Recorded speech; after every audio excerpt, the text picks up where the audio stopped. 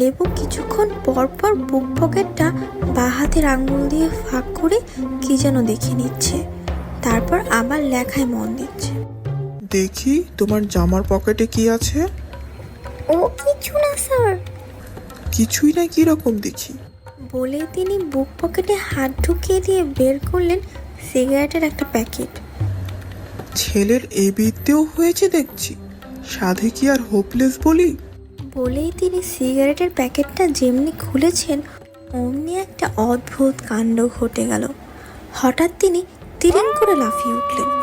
ব্যাপারটা হলো, সিগারেটের খালি প্যাকেটটার ভিতরে ছিল কয়েকটা আরশোলার বাচ্চা।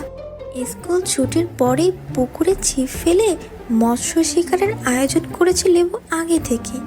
আরশোলাগুলো হলো বড়শির টোপ। হঠাৎ মুক্তি পাবার আনন্দে একটা আরশোলা গিয়ে আশ্রয় খুঁজতে লাগলো মৌলভী সাহেবের গলার কাছে দাঁড়িয়ে